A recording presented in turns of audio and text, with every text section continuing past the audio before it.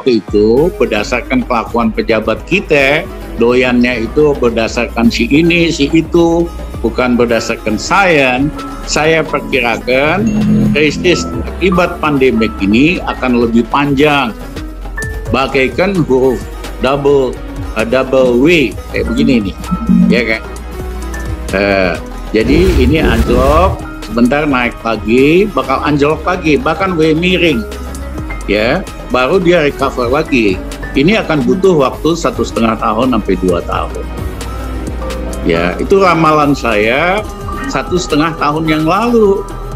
Tapi karena pemerintahnya kerjanya cuma ganti-ganti istilah doang, ya kan? Ini kayaknya OV-nya lebih jauh dalam gitu loh.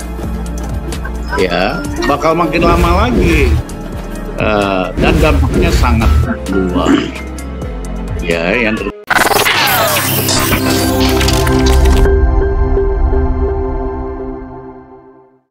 maaf terlambat. Ya, Pak.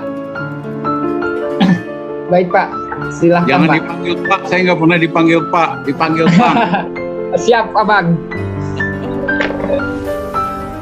Baik Bang, silakan Bang. Pertama, saya senang sekali bisa diskusi dengan kawan-kawan HMI, karena dari dulu HMI itu badung-badung, bandel-bandel, tapi di belakangan hari rata-rata jadi pemimpin. Mulai dari Bang Akbar, Fahmi Idris, banyak sekali lah. Di masa lalu yang waktu mudanya badung-badung, bandel, ya kan? Tapi organisatoris, dan setelah berumur rata-rata jadi pemimpin penting. Ya, mudah-mudahan generasi ini yang juga mudah-mudahan badung-badung, ya kan, bisa jadi pemimpin di masa depan. Nah, dalam kaitannya dengan pandemi ini, ada beberapa hal. Satu, tahapan-tahapan penanganan pemerintah. Yang namanya krisis atau pandemi bisa terjadi kapan saja, di mana. Yang penting kemampuan kita untuk mengendalikannya, mengatasi krisis seperti pandemi. Nah, kalau kita lihat sejak 1,5 tahun lalu, ada 4 tahap yang dilakukan oleh pemerintah.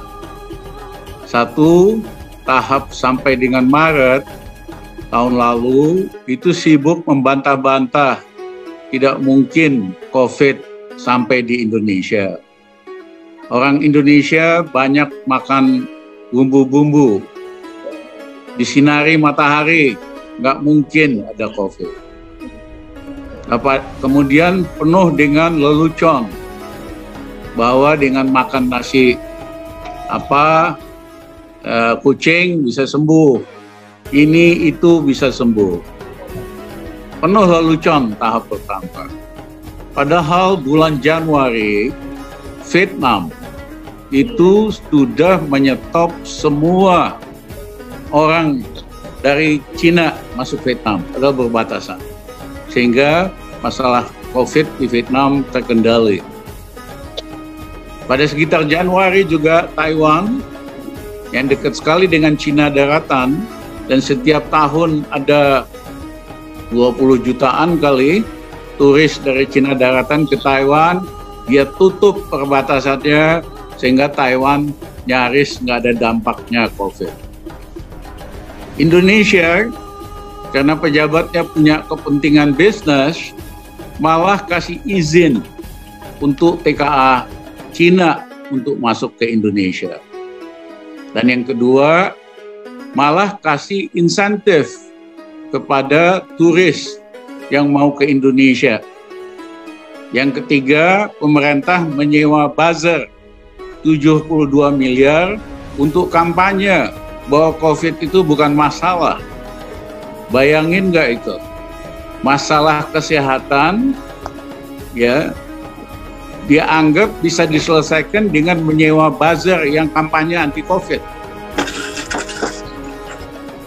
Ya, nah setelah tahap 1 ada tahap 2, mulai panik akhir Maret, mulai susun anggaran untuk mengurangi COVID dan mengurangi dampak ekonominya.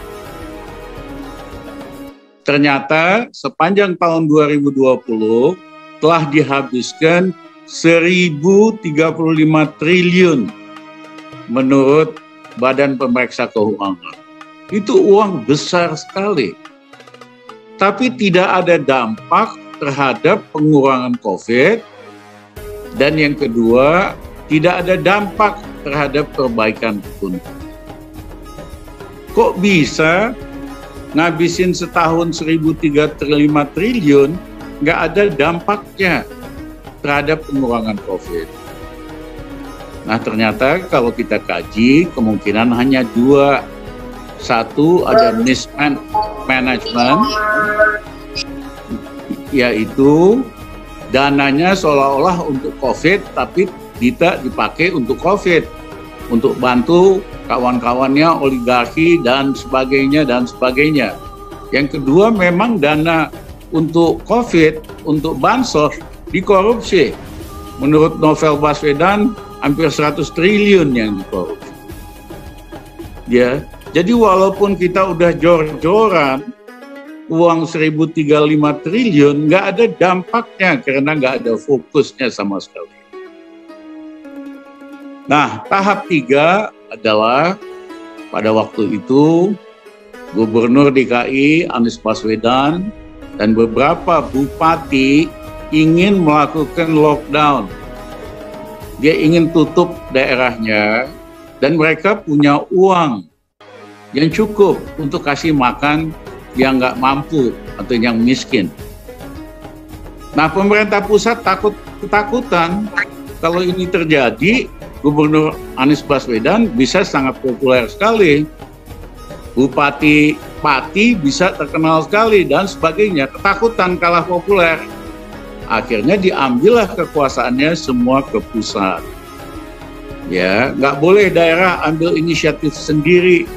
Diciptakanlah PSBB, apa-apa itu yang pertama itu. Itu tahap 3. Nah, tahap keempat itu tahap panik. Ya kan, ternyata peningkatan COVID itu tidak lagi mendatar slope-nya, tapi eksponensial, naik tinggi. Baru panik. Nah, solusinya apa? Diganti-gantilah istilah penanganan COVID itu. Ternyata ada 12 istilah sejak awal COVID sampai hari ini. Yang terakhir, apa itu? PSBB, ya, level 4. Hah? PPKM sekarang, Bang. PPKM level 4, Pak. Ya, jadi kayak kalau kita beli mie bakso, kan ditanya pedasnya level berapa, Pak? Level 3, ya kita udah kepanasan mulut. Level 4, kita bisa mencret. Jadi dia ganti-ganti istilah doang. Pertanyaannya, ada nggak di seluruh dunia negara yang menyelesaikan COVID hanya dengan ganti-ganti istilah? Ternyata kagak ada. Ya, solusinya sederhana. Negara yang berhasil menangani atau mengurangi COVID itu melakukan lockdown. Ya, Taiwan, Singapura, Australia, New Zealand, negara-negara di Eropa. Ya, nggak ada pakai istilah-istilah lain, ya cuman lockdown. Walaupun lockdownnya bisa jadi misalnya sebulan, habis itu berhenti dulu. Nanti kalau ada lagi COVID-nya, lockdown lagi, seperti yang terjadi di Australia. Jadi solusinya cuman lockdown. Nah, tetapi pemerintah Indonesia tidak mau menggunakan istilah lockdown. Karena ada tanggung jawab. Kalau lockdown, dia harus kasih makan rakyat yang nggak mampu, termasuk binatang peliharaan manusia. Nah, dia nggak mau, dia mau lepas tanggung jawab. Dia cuma mau ngatur-ngatur doang, ya, tapi dia nggak mau kasih makan rakyat yang susah.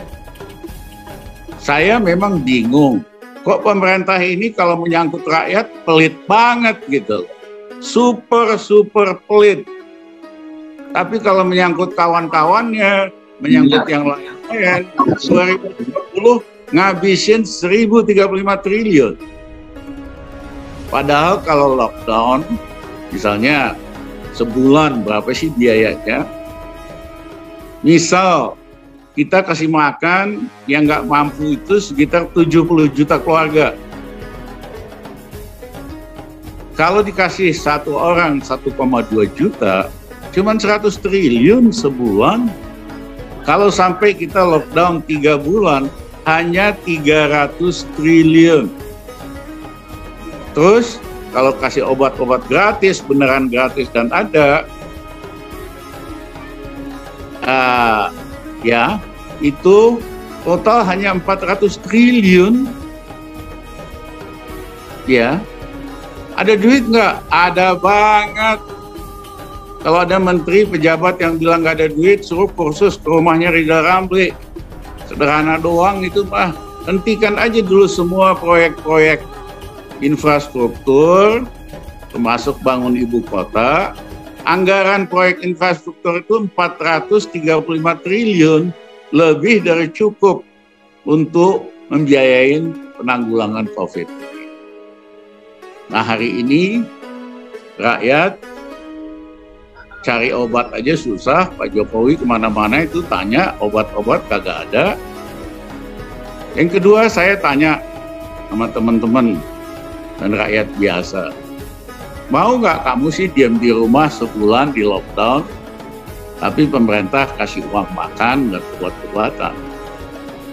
Jawaban mereka semua, mau banget bang. Ya, kapan lagi kita bisa kelonan sama istri sebulan di rumah, kelonan sama anak-anak di rumah. Jadi rakyat kita tuh seneng sekali kalau bisa tinggal di rumah, tapi dapat biaya makan dan obat-obatan. Cuman karena pemerintah ini pelit, tidak mau menjalankan undang-undang karantina, yaitu lockdown, maka dia nggak mau nyediain kecuali basa-basi lah, sebagian ada yang dapat bansos atau apa, tapi mayoritas itu nggak dapat. Sehingga buat mereka, daripada anak saya nggak makan, istri saya nggak makan, lebih bagus saya keluar deh, ya, buat cari uang. Ya, saya lebih takut anak saya kelaparan daripada COVID. Sebetulnya dia takut juga sama COVID, tapi dia nggak mau keluarganya kelaparan. Nah, jadi apa yang bisa dilakukan? Satu, jangan ganti-ganti istilah lah, pakai aja lockdown, please. Yang efektif di seluruh dunia itu lockdown. Yang kedua, kasih rakyat obat gratis. Ini presiden aja nyari obat susah, apalagi rakyat biasa.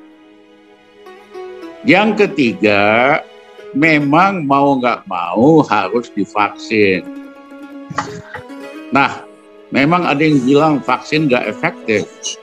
Betul tidak efektif karena kita pakai vaksin Sinovac yang kualitasnya rendah.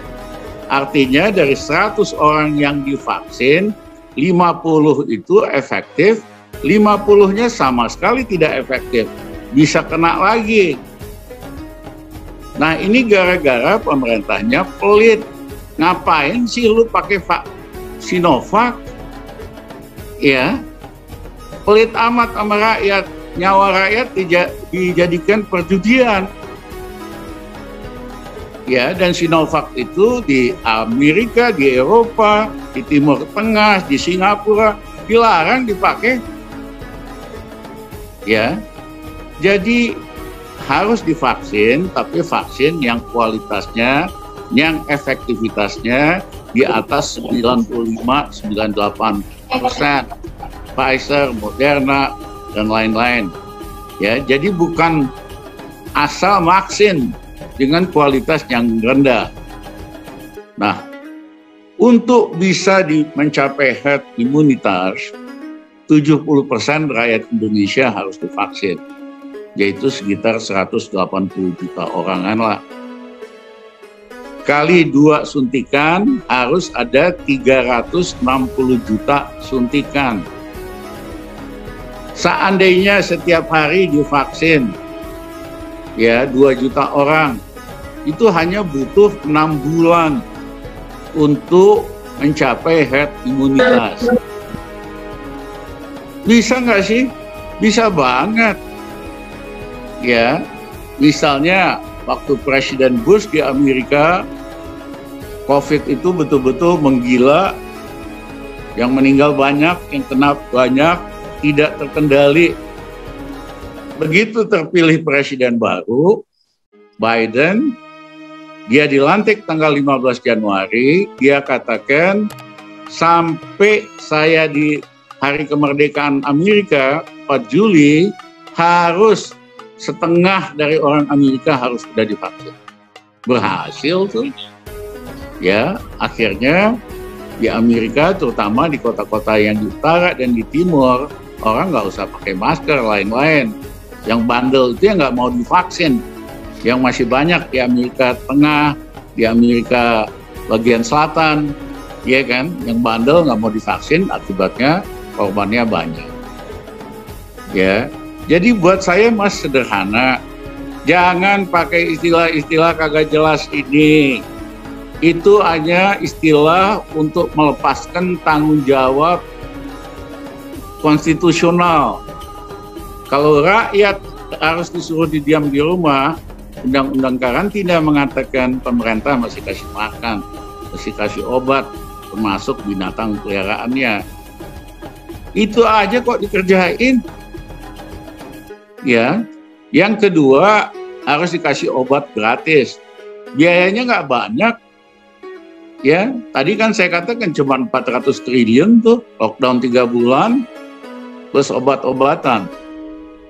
Nah, yang kedua harus vaksinisasi dengan vaksin yang tingkat efektivitasnya di atas 95%.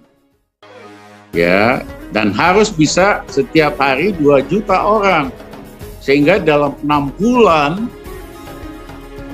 sudah mayoritas orang Indonesia divaksinisasi, dampak daripada COVID ini akan mengecil. Mungkin masih ada kasus, tapi tidak sebesar ini. Nah, terus terang, saya nggak yakin sampai titik ini kan pemerintah lepas tanggung jawab terus. Ya, suruh rakyat diam di rumah, nggak boleh ini, nggak boleh itu. Tetapi tanggung jawabnya buat kasih makan seluruh orang Indonesia yang nggak bisa kerja. Ya, misalnya di Jakarta lah, Jabodetabek, total penduduknya 26 juta. 1/4-nya itu pekerja harian. Ya kan, 6 juta lebih ya, 6 juta itu yang harus dikasih makan. Mungkin di daerah lain angkanya lebih kecil. Nah, pertanyaan saya, pemerintah mampu nggak nyelesain kasus COVID ini? Menurut saya, mohon maaf, nggak mampu. Kelihatan kok. Masa ada yang usul menteri supaya buat bikin ekonomi Bali efektif, kerja dari Bali, ya kan? Ngabisin duit, nggak tahu tuh berapa belas miliar. Yang ada orang Bali malah lebih tinggi COVID-nya, ya kan? Jadi banyak sekali penyelesaiannya ini yang abal-abal. Yang wish list, bukan berdasarkan objektif, target-targetnya apa, dan jadwalnya dong. Crisis management itu kan kawan-kawan tahu semua.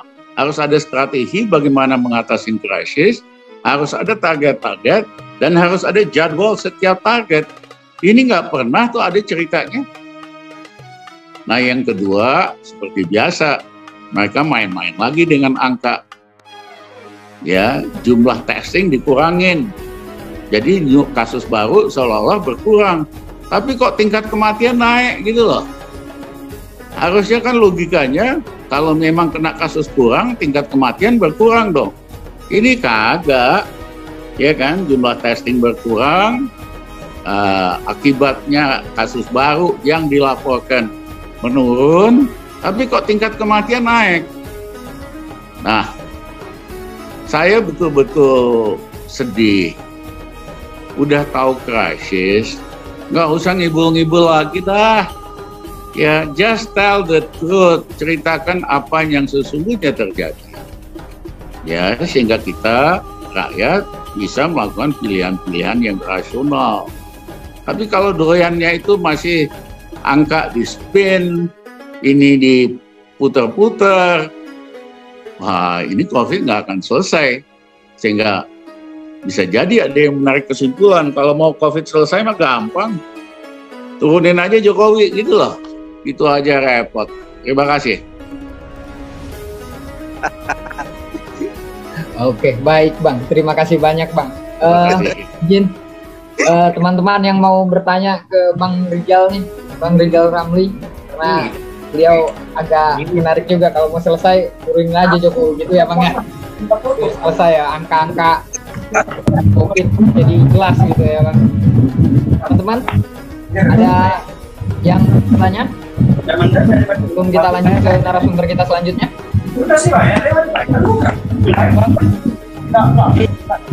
Bang Ilham. Halo. Ya. Pak Moderator. Siap. Silakan. Izin bertanya Pak Moderator. Siap. Ya, Assalamualaikum warahmatullahi wabarakatuh.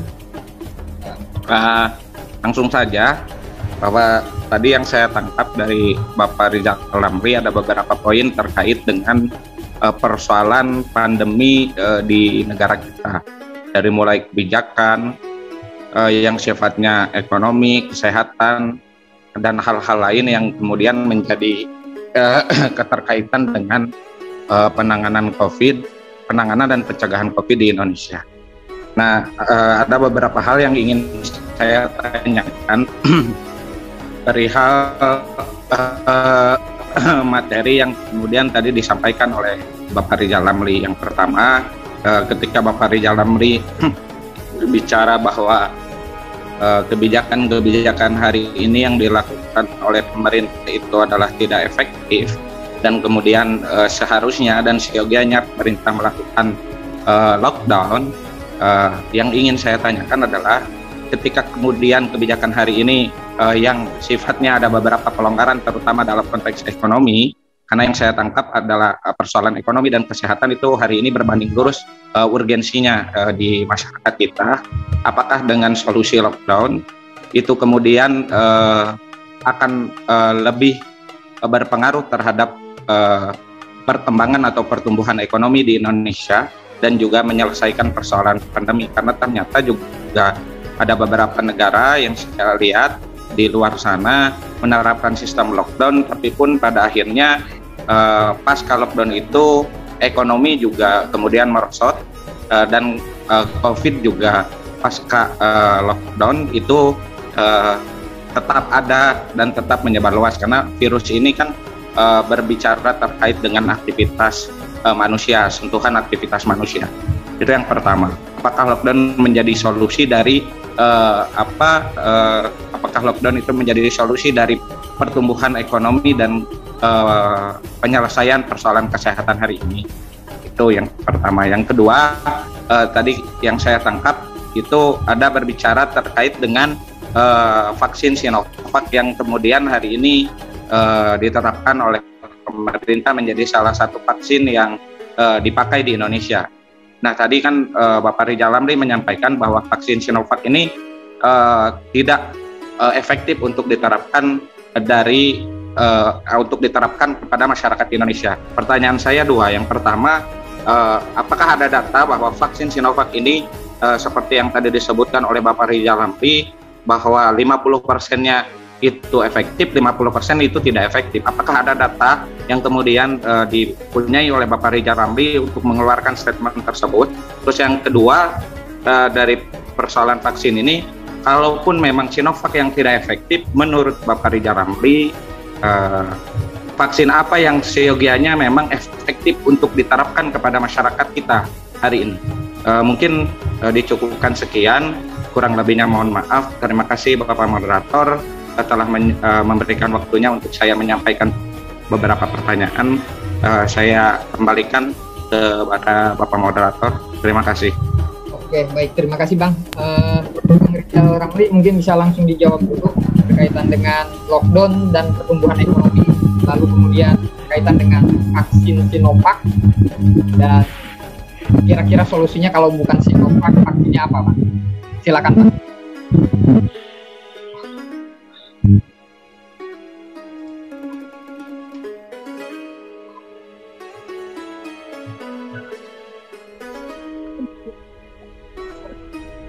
Speakernya, Pak. Ya, Bang. Ya, jadi Ilham, memang di seluruh dunia cara yang paling efektif adalah lockdown.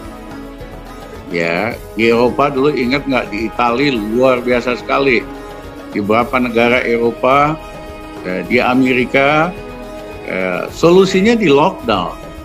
Bahwa kemudian ada versi baru, Delta, ya kan? Tapi sudah terkendali dulu yang utamanya. Ya, ada Delta ya di lockdown lagi. Kok gitu aja repot gitu loh. Jadi solusi yang paling utama di Korea, di Vietnam, atau apa, Korea waktu itu cepat dia tutup. Nggak boleh orang asing dari Cina masuk Vietnam. Ada kasus kecil, di lockdown. Ya kan? Bahwa kemudian ada lagi nongol ya lockdown lagi. Ya, di New Zealand ada 8 kasus aja di lockdown. 8 kasus. Karena sederhana, kalau nggak lockdown dibiarin, nanti makin lama makin banyak, biaya ekonomi sama finansialnya akan lebih tinggi. Kayak kita gini nggak jelas, makin lama kan makin gede.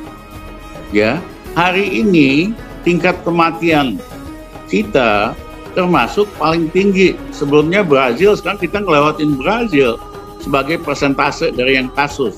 Di India malah lebih rendah. Ya, karena kita tidak berani lockdown. India berani lockdown. Ya. Jadi seperti pengalaman di Eropa lah, ada kasus COVID di lockdown 2 kali 2 minggu, udah tenang, bebas lagi. Setahun kemudian nongol lagi ya, lockdown lagi, repot amat gitu. Ya, nah, cuman kan pemerintah Indonesia ini pelit sama rakyatnya. Dia nggak mau kasih makan rakyat yang nggak punya uang. Mereka terpaksa harus kerja. Jadi kalau ditanya tadi dampaknya sama ekonomi, saya mau tanya sama Ilham, lebih bagus mana? Di lockdown cepat, ekonomi memang berhenti total, daripada ecek-ecek, ekonominya nggak bangkit, malah lebih lama. Apa yang terjadi di Indonesia? Jadi kalau tanpa lockdown, ecal-ecal kayak begini, ya makin lama, makin panjang, itu biaya ekonominya, biaya finansialnya, itu akan sangat besar, seperti yang kita hadapi. Nah, misalnya pedagang, kalau lockdown sebulan dia nggak boleh ngapa-ngapain kan, tapi dia dikasih makan. Begitu nanti udah terkendali itunya, COVID-nya, ya dia bisa dagang lagi, lebih cepat malah solusinya. Nah, yang kedua, Ilham aktivis HMI, harusnya lebih sering Google. Itu sederhana kok, effective rate, tingkat efektif Sinovac itu ada studinya di dalam sama luar negeri, lebih dari hanya 50%-an. Tinggal Google aja Ilham, cari effective rate daripada Sinovac, cari yang lain-lainnya. Nah, saya hanya sarankan rakyat Indonesia harus disuntik dengan vaksin yang efektivitas rate-nya di atas 95%. Supaya kalau dari 100 yang disuntik, 95%-nya betul-betul aman. Terus 9%-nya betul-betul aman. Tinggal sisanya 2%. Apa vaksinnya tinggal Google aja, banyak kok itu laporan dari WHO dan sebagainya. Terima kasih, bukan? Saya Bang, saya. Ya. Kamu kecil-kecil udah dipanggil Bang Wira. Ya, Bang Wira, ya. Langsung ke pertanyaan ya Bang ya. Silakan Bang. Ya, terima kasih. Ini Bang buat Bang Ali, sejak COVID diumumkan ada di Indonesia, semakin lama ekonomi Indonesia semakin menurun. Nah, pertanyaan saya Bang, bagaimana menurut Bang ekonomi mandek, apa efek sosialnya nanti bagi negara Bang? Itu aja. Jadi 1,5 tahun yang lalu, Wira, saya nggak panggil Bang ya, maaf. Ya Bang. 1,5 tahun lalu di awal COVID, saya kasih presentasi di media. Kalau pemerintah Indonesia cepat, efektif, ini anjloknya hanya kayak huruf V, victory. Saya kita 6%, anjlok. Dalam waktu 6 bulan, 9 bulan, bisa naik lagi. Jadi kayak begini aja huruf V ini. Anjlok, naik lagi, hanya butuh waktu 6 bulan. Kalau pemerintah Indonesia efektif nanganin COVID. Saya katakan naga-naganya pemerintah Indonesia, ini saya ngomong bulan Maret, April tahun lalu, kagak bakal efektif. Karena cara mendekati masalahnya itu berdasarkan hearsay. Kata orang ini bisa nyembuhin, kata orang bisa begini, begitu. Bukan berdasarkan pendekatan ilmiah, scientific. Ya kan?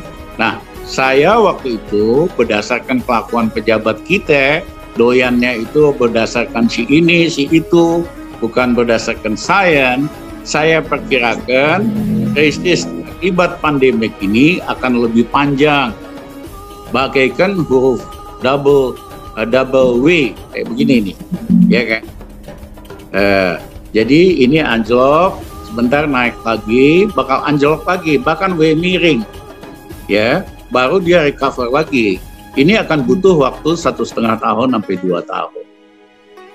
Ya, itu ramalan saya 1,5 tahun yang lalu. Tapi karena pemerintahnya kerjanya cuma ganti-ganti istilah doang, ya kan? Ini kayaknya UV-nya bakal lebih jauh lagi dalam gitu loh. Ya, bakal makin lama lagi. Dan dampaknya sangat luas. Ya, yang terjadi kan rakyat marah, nggak boleh keluar rumah, tapi nggak dikasih makan, nggak dikasih ini, akhirnya jadi masalah sosial. Iya, rakyat kita itu sederhana kok. Kalau perutnya kenyang, hatinya gembira, otaknya tenang. Tapi kalau perutnya lapar, hatinya panas, otaknya mulai ngaco-ngaco. Itulah kenapa Bung Karno jatuh akhir masa jabatannya, karena rakyat buat makan aja susah. Ya, rakyat dipaksa makan bulgur, makanan kuda itu. Beras nggak ada, apa nggak ada. Akhirnya rakyat marah, Bung Karno jatuh. Itulah yang terjadi pada masa akhir Pak Harto. Bulan April sama Mei di supermarket nggak ada beras. Akhirnya orang pada ngamuk, dukung mahasiswa. Jadi di Indonesia ini rumusnya sederhana. Kalau rakyat perutnya kenyang, hatinya gembira, otaknya tenang. Tapi kalau dia lapar, ya kan, hatinya panas, kepalanya udah mikir, aku hilang-hilangan dah. Nah, kalau ini pemerintah nggak hati-hati, nggak mampu, pelit sama rakyat, akan kejadian lagi hal seperti itu. Terima kasih, Wira.